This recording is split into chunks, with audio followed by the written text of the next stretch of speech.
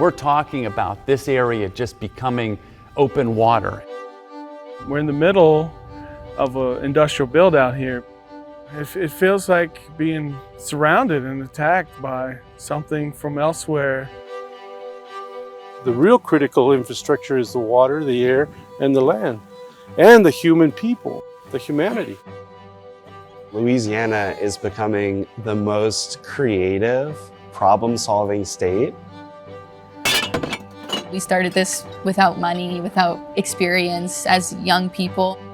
We hope that not only are we able to make an impact on climate change, but hopefully inspire others to make change. Whatever we can do as a community to prepare to look out for our most vulnerable, that's what we have to do.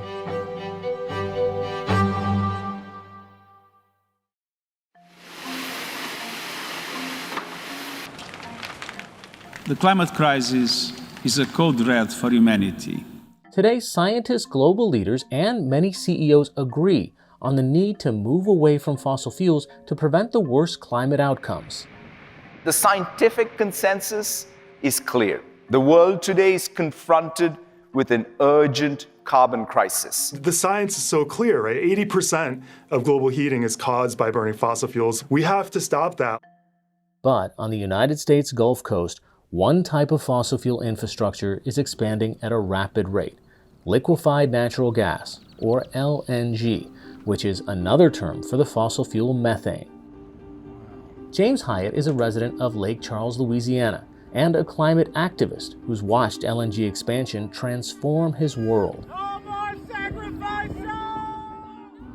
There's no going back. There's no replacing what is here after it's been tore up.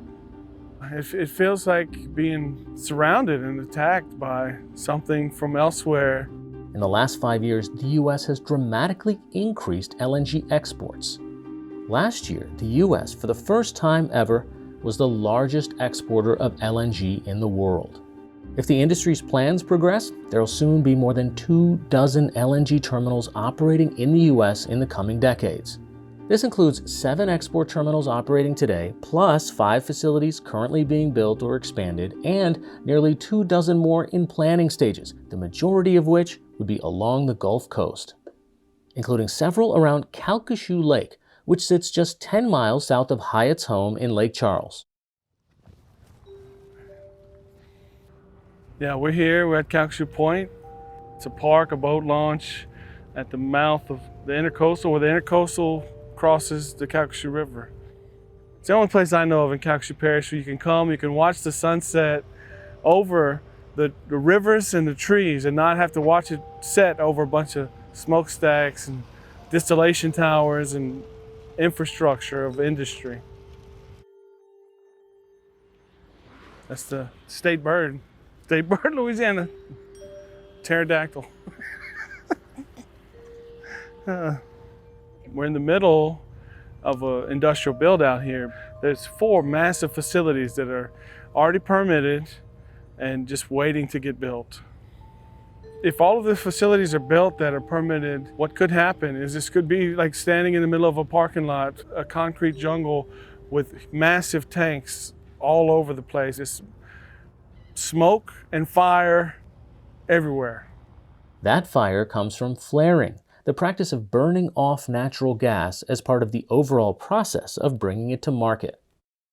Today's expansion of LNG export terminals has been fueled by the fracking boom of the mid-2000s, which left the United States with a surplus of methane.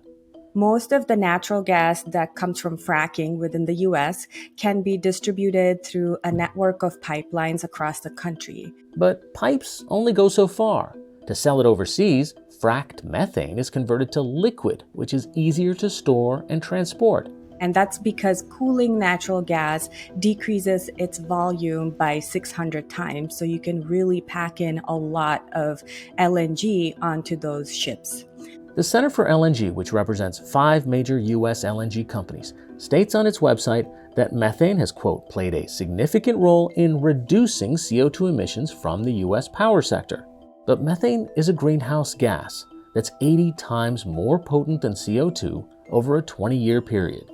The industry wants to focus on natural gas as a clean fuel.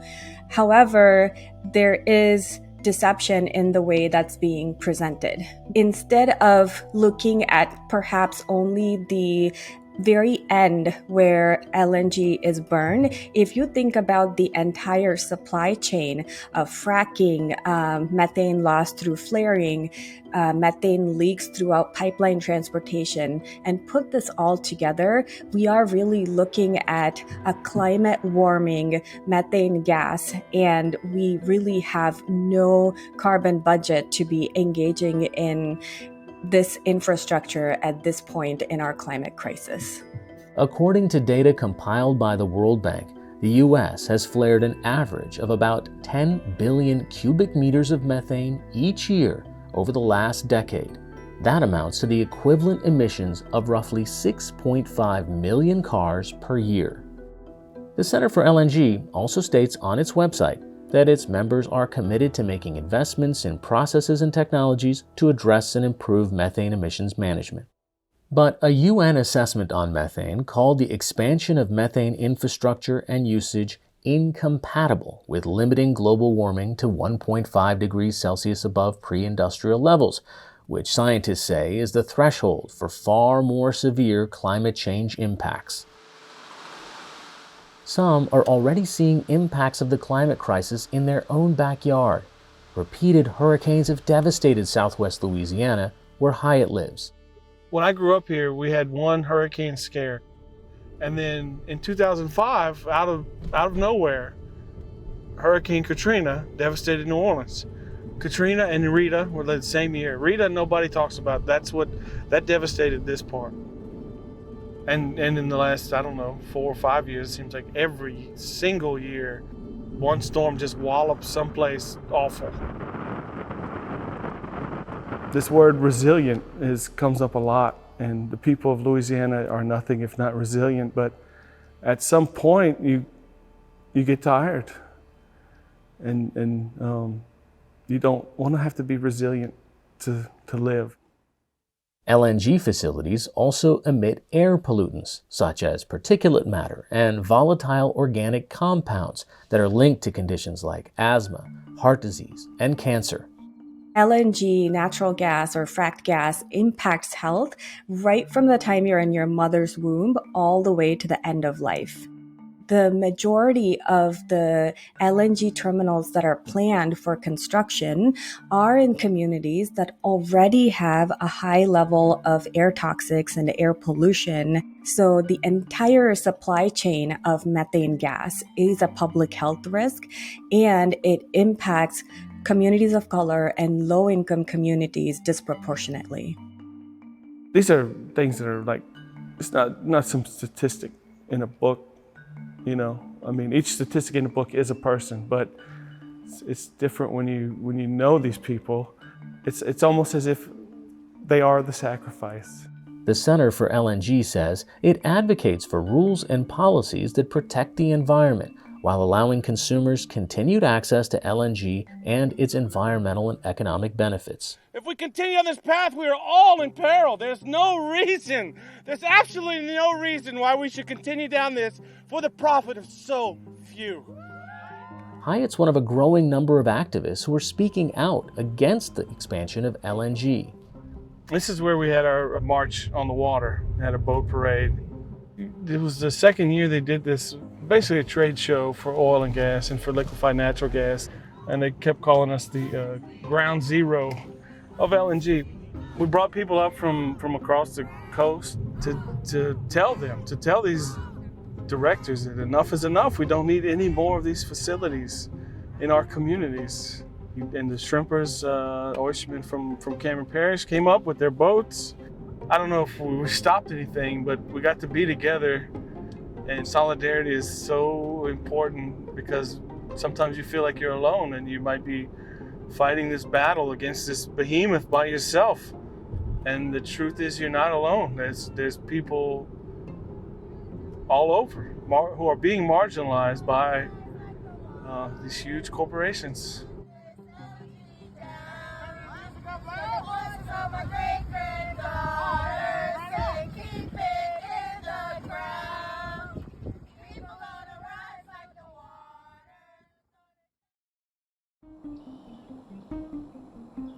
Without any efforts to restore or maintain some of these wetlands, we're talking about this area just becoming open water. Home to 2 million people, Louisiana's coast supplies the nation with a quarter of its seafood and exports more than $120 billion in goods and services to the rest of the United States. But it's disappearing at a rapid pace. Since 1932, the state has lost roughly 2,000 square miles, about a quarter of its coastal land. And the state could lose up to 3,000 square miles more in the next 50 years. The combination of us leveeing the rivers, kind of keeping it in place, the subsidence that occurs, the sea level rise that occurs, as well as these canals that have been dug for different industries, all are contributing to the land loss that we see in coastal Louisiana. A set of young entrepreneurs are leading an effort to preserve the unique landscape of coastal Louisiana. Here in Louisiana, we lose a football field's worth of land every 100 minutes due to coastal erosion. And so many of our coastal restoration projects are actually struggling to get sediment. Francisca Troutman was a senior at Tulane University when she and her classmate Max Stites stumbled upon a solution to this problem while pondering a different one altogether. We were enjoying a bottle of wine one night and then just sort of thought about how it would end up in a landfill because there's essentially no glass recycling in the entire state of Louisiana. And we decided to take action that night and do something about that issue. In February 2020, the pair founded Glass Half Full. Glass Half Full recycles glass from around New Orleans. We convert that glass into sand and gravel, and then we use it for coastal restoration, disaster relief, construction, and a bunch of other things. Starting this as a young person in college was definitely not the easiest. And so there's just been so many things that we've learned along the way. And I think that's something about Gen Z is that we're sort of able to adapt and Google literally whatever we need to know. We Googled like glass to sand machine, and that's how this all started. So we are looking at our glass processing system. Once the glass is in the mountain, it's loaded into the hopper of our machine here. And then it travels up the conveyor belt where it's crushed by a hammer mill system. And then all of the things that are glass, so the sand and the gravel, will travel up this conveyor belt and go into a shaker vibratory screener and be separated by size. This crushing system creates sizes of sand ranging from very fine sand up to a gravel, and each size of sand or gravel has a different use. So this is the coarse sand that we make, and this is the exact size that we use for coastal restoration. And we use a coarse sand because it's harder to erode, and the plants love it. The company has partnered with researchers at Tulane University to make sure their sand is safe and effective for coastal restoration. My name is Sunshine Van Bale, and I'm a co-investigator on the RECOAST project between Tulane and Glass Half Full. RECOAST was one of 6 teams that received a grant from the National Science Foundation to work on ocean-related challenges. A big part of our goal is to test whether or not the crushed glass is safe for the ecosystem. My part in particular is looking at vegetation for marshes and swamps. The darker sand is dredged material from the Mississippi River. The pale green color is crushed recycled glass. We're about to end this experiment, and we've done some measurements already on the growth to be able to see that there's really no difference between the sedges that are growing in crushed recycled glass versus in the dredge from the bottom of the Mississippi River. Other parts of the ecological testing team have found that the crushed recycled glass is safe for animals. It's been used safely with some fish species, with oysters, with barnacles. The recycled glass has also shown promising results outside of the lab. We've been partnered with the Pointe-au-Chien tribe for a couple of years now, working really closely with them on how we can use recycled glass sand to improve coastal restoration projects on their land. They're truly on the forefront of coastal erosion and climate change. Coastal erosion in the Pointe-au-Chien area has a long history. So what we're looking at is a representation or a rendering of how the Mississippi River formed south central, southeast Louisiana coast over the last 10,000 years. Each of these kind of white blobs represents a period of time, roughly 1,500 to 2,000 years, where the Mississippi River was moving down through that area. So the Pointe-au-Chien area in here, was built over the last several thousand years because the Mississippi River, its distributaries, were delivering water and sediment and nutrients here. But now that the Mississippi River is in this path, it's levied off. These distributaries have been cut off from getting the river water, the sediment, and the nutrients that historically came down to maintain these areas. The Pointe-au-Chien and surrounding communities are really under a lot of stress. But there are other factors leading to coastal erosion in communities like Pointe-au-Chien, including canals built by the fossil fuel industry. So really any straight line you see on that map, right, is man-made. They dredged canals for timber or for oil and gas, access to oil and gas pipelines or infrastructure. And those canals, have exacerbated a lot of the land loss that we're seeing because they allow for the Gulf of Mexico water, higher salinity, water to get further inland and it shocked the system. Glass Half Full's restoration work often directly targets these canals. So in a lot of cases, we're working on cutting off these canals by utilizing biodegradable sandbags made of burlap. And so literally blocking that water and then planting plants behind that wall so that they're protected from that moving water and able to take root and grow where otherwise they wouldn't be able to because there's so much water moving through that area. And the team has similar plans for a canal that threatens an important cultural site for the Pointe-au-Chien tribe. We're now planning a much larger project with the Pointe-au-Chien tribe to close in a canal that was cut that is now allowing water to rush through that canal straight into their burial mounds. And so that's a really important location for them to protect, and now it's just being eroded by this running water. And so we're working with them on how we can stop that running water and close in that canal so that their burial mounds are protected. Climate change, primarily caused by burning fossil fuels, is another important factor in Louisiana's coastal land loss. So we do have the Gulf of Mexico rising, but we also have to deal with subsidence, which is the sinking of the land. So when we think about, the combination of the subsidence and the sea level rise, the problem we're facing going into the future is that we're still going to have subsidence occurring, but the rate at which the sea level rise, the Gulf of Mexico is going to go up every year, is going to be increasing with climate change. Turning discarded glass into habitat-friendly sand is one promising approach, but the challenge of slowing or halting Louisiana land loss is vast. Feels just like sand. The work that we can do here with Glass Half Full and with testing these materials really puts us in the right direction for knowing if we can use these materials for restoration in the future here and also in other places where sea level rise is becoming a problem.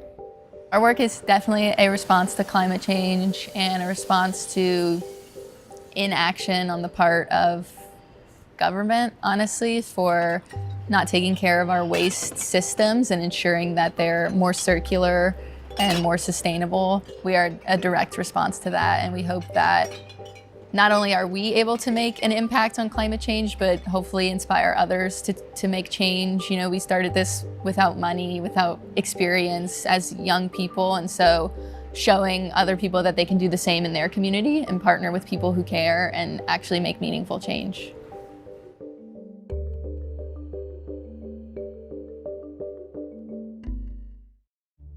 About 130 years ago, they took all the gold, all the silver they could, and now they're still taking resources. It's very hard to find an indigenous people anywhere in the context of the U.S. that has not had to reckon with the fossil fuel sector. As long as there's been a fossil fuel industry, there has been indigenous resistance to it. Indigenous people in the context of the United States never asked for the fossil fuel industry. And we certainly never asked to have to absorb the most harmful aspects of these industries. Those harmful aspects, according to demonstrators, include environmental and health impacts, damage to sacred sites, lack of tribal consent, and sexual harassment and violence stemming from temporary labor camps. One indigenous resistance effort is the Bridge to the Ancestors. It's a week-long, youth-led run and walk across Texas, from the Permian Basin to the Rio Grande Valley. The goal is to bring attention to the adverse impacts of extractive industries in the region, visiting sacred sites and engaging with local communities along the way.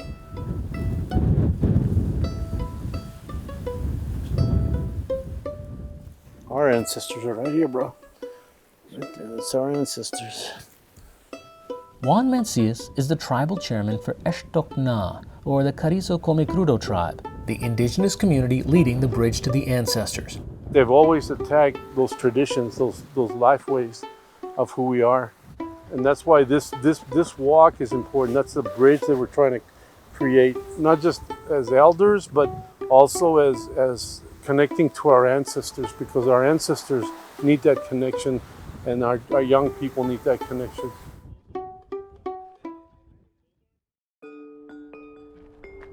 I just wanted to say a few words before we get started today. No matter if we just met each other today or if we know each other our whole lives, we're going to stand together and we're going to be there for each other, watch out for each other. I'm from Cheyenne River. I'm from Eagle Butte, South Dakota. This is like my first time in Texas, and you see just like oil wells and oil drums and like constant fracking, constant pipelines being built. If you feel woozy or if it makes you feel sick, take breaks. This is very toxic air that we're going through, but this is air that our relatives breathe in every day. Just you can feel it in your lungs, like the difference of running from where I'm coming from and running from here, like how hard it is to breathe. And like it's kind of like a reminder of what you're running for. Like this hurts a lot because I'm not used to it, but I want to keep running. You know, you think about the Trail of Tears and like how many footsteps indigenous people have walked across this land, and we're just doing it again. The United States is a country that has wielded extremely violent forms of colonialism against indigenous people. And going back to the 19th and 18th century, the United States has dispossessed indigenous people of their land and territories. They have sought to forcibly assimilate Native people out of their own cultures. They've broken up indigenous people's families, engaged in gender-based violence against indigenous women and two-spirit persons and gender-diverse persons. Much of these efforts were in order to make way for the fossil fuel sector, and you cannot detach the history of the growth of the fossil fuel sector in the United States from the rapid dispossession of land and violence against indigenous people. Going back well into the 19th century and the early 20th century, indigenous people fought hard against the fossil fuel sector, and they did so by demonstrating the importance of their traditional values, the values of a communal society, a society based on reciprocity and responsibility. And today, it's extremely important for Native people to really set that example for the future and showing that our values are at odds with the fossil fuel sector. There are multiple fronts in the resistance to fossil fuel infrastructure. According to the Indigenous Environmental Network and Oil Change International, there have been more than 20 indigenous frontline struggles against a variety of North American fossil fuel projects over the past 10 years. I'm from the Lower Sioux tribe, but I live on the Cheyenne River Sioux Reservation. Danny Grassrope is participating in the Bridge to the Ancestors run in solidarity with the Carrizo Comecrudo tribe. He's done several such runs before. Back in 2016, it really hit big for us when Standing Rock happened. And we just wanted to help support. We knew a lot of people came to to Standing Rock and help support us with our fight against the oil pipeline there. Indigenous folks were always in the same fight. First contact, our people were just slaughtered and just murdered. From what I know, the history behind running, it's a really strong message, especially when it's a prayer run. I know some of these runs can be hard. When trauma happens, like, the destruction of our land, our water, our people, every individual and every tribe has a protocol to stand up against anything that destroys their way of life, anything that harms their way of life. So we're doing what anybody would do, stand up, stand up and fight back. We follow the natural laws of the land, not man-made laws.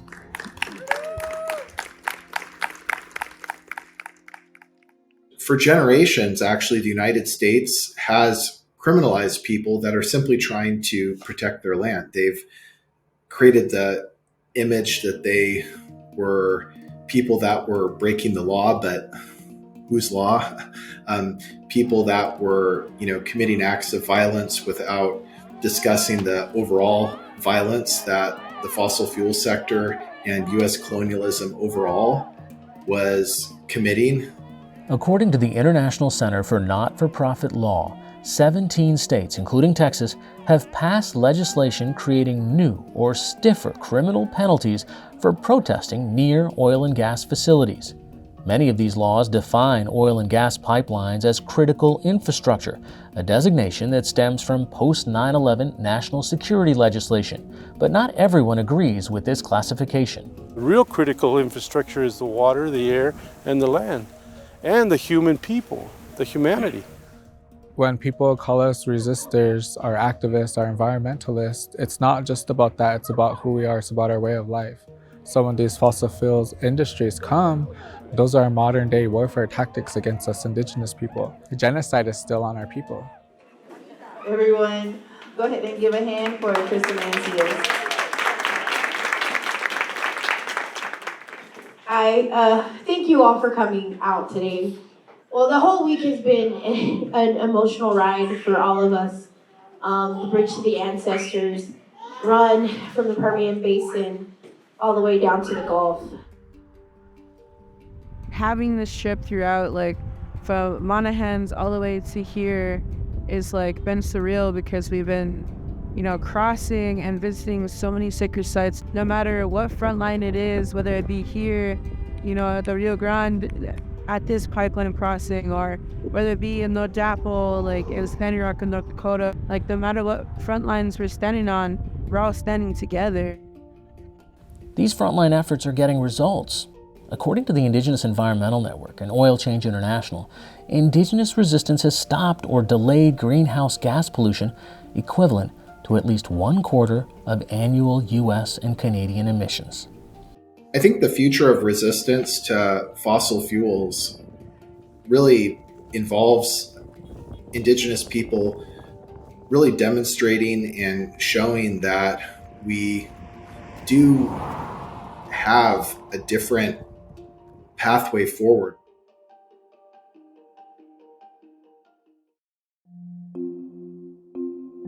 Louisiana is a really fascinating place because obviously oil and gas is a big industry here.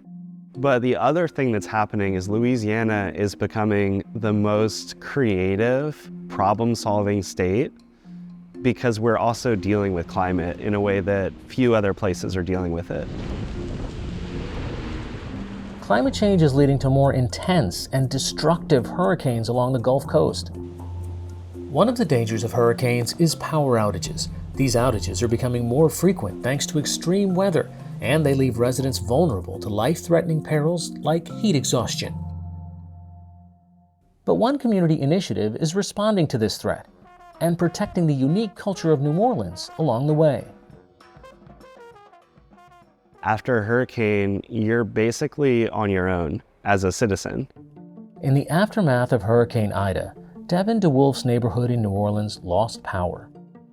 So my neighborhood went 10 days without ever seeing anybody from the government, state or local or federal. It was up to us to feed, to cool, to make sure nobody got heat exhaustion. But Devin's house was different. Equipped with solar panels and storage, he had power when his neighbors did not. I was able to charge people's cell phones on my porch. I could give them ice water. I could give them food if they were hungry. I hooked up my neighbor's oxygen machine. Out of that experience came the idea for Get Lit, Stay Lit, an initiative to install solar panels and batteries in restaurants throughout New Orleans. And really, if you think about the things that people need in the week after a major hurricane, it's pretty simple. It's food, charging your cell phone, a place to cool down, and that's where this idea comes from. In a city with a strong food culture, a restaurant seemed like a practical choice for a disaster relief hub. It already has food. The owner already knows how to cook a bunch of food and feed people, and they know their neighbors. So my name is Shaka Garrell. We are at Aphrodisiac NOLA in the Gentilly area in New Orleans, and we do Jamaican Creole fusion. Aphrodisiac NOLA, run by Shaka and Karan Garrell, became a Get Lit, Stay Lit hub in November of 2022. The panels are on the roof. So this is the Tesla, the power wall, and the battery backup system stores power from the panels. Yeah, this is how it happens. They're no strangers to hurricanes themselves. In 2020, a tree knocked down by Hurricane Zeta crushed their food truck. And they got a weird picture with us smiling in front of the crushed truck in the newspaper. It's kind of funny, but yeah, we made it through that, and that was like kind of what brought us here. So it was like part of the path. They opened their brick and mortar restaurant Aphrodisiac NOLA in March of 2022. And as longtime New Orleans residents with their fair share of hurricane experiences, joining Get Lit, Stay Lit was an easy decision. It was just kind of a no-brainer because we would do what we could anyway. It's something about New Orleans, we really cling together, in those times of, post-Katrina and all of that stuff. We were really trying to look out for each other. The program targets neighborhoods where residents are unlikely or unable to evacuate. Tyneese Williams is the executive director of Feed the Second Line, the organization that runs Get Lit, Stay Lit. She says there are several reasons why people might not evacuate during a hurricane. Number one, New Orleans is a really small city. So a lot of people just catch the bus or catch the streetcar to go where they need to go, or maybe even ride a bike, so they just don't have a car. Another thing is we have elders in the community that are homebound. They just simply can't go. But the main reason is people just simply cannot afford it. The consequences of the climate crisis will be borne by those that have the least amount of resources. One, to do something like evacuate. Two, to rebuild after extreme weather events. All of these things take a ton of resources that most people don't have. Yet they are the ones that are least responsible for causing the climate crisis, and they will bear the greatest burden from the impacts of the climate crisis. The climate crisis is really important. As a citizen of New Orleans, I'm living in a place that is very vulnerable. And because of our city's amazing culture, I will never leave this place. Supporting the city's unique culture is part of Get Lit, Stay Lit's work as well. So our mission here at Feed the Second Line is just to make sure that we're creating a stronger safety net and job opportunities for the culture bearers of our city.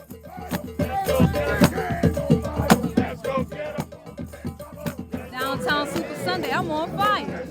These are the people that are very valuable to our city. They make the city special. They're the part of the reason why people come from all over the world to visit this city. The team partners with cultural groups, connecting members interested in green jobs with training in solar installation. In this small city, there aren't a lot of opportunities that are given to the folks in the inner city. So having this workforce program is a really exciting thing because if you think about it, the culture bearers are giving so much into the city. When a natural disaster strikes, they're also affected as well. So being able to be in a program that puts you on a career pathway to better your family, to better your income, but also in the same breath, you're able to install something that's going to help the community. New solar, wind, and other renewable power projects are underway across the country, of course, but in the national drive to transition the nation to a lower carbon future, Get Lit, Stay Lit is an important example of making sure that traditionally marginalized communities don't miss out. It's a concept called just transition. You know, there isn't one definition, but what I say just transition is really thinking about what are some of the negative economic and social consequences that will come when we stop using fossil fuels. You know, a really narrow view of just transition looks at, what happens to the workers, the immediate workers, like coal miners, oil and gas workers. But I find that view to be really limiting, because if we think about the damage that is caused from fossil fuels, it's much broader than that. So we really have to think about, as we're transitioning away from fossil fuels, we don't want to replicate these systems of inequity and extraction as we transition to a low carbon future. I think what's really great about Get Lit, Stay Lit is it shows the importance of community-based efforts. Because community-based efforts can really understand the needs of the community much better than something like a top-down or one-size-fits-all prescriptive formula. We don't really want to have like a one-size-fits-all solution for everywhere, but what we want instead is a million of these different kind of community-based programs rising up so that we can really see a just transition that works for people who are the ones that are directly impacted by the transition. Feed the Second Line's Get Lit, Stay Lit program was one of just 18 groups to receive a Department of Energy grant around equitable clean energy innovation last year. So solutions like Cajun Navy or Get Lit, Stay Lit, these are ideas that are basically coming out of our state because of our life experience. And I really am hopeful that our state is going to quickly transition away from oil and gas and heavily into wind and solar. We have a lot of just brilliant, creative people here. And I think that the state is really changing right now, and that does give me hope.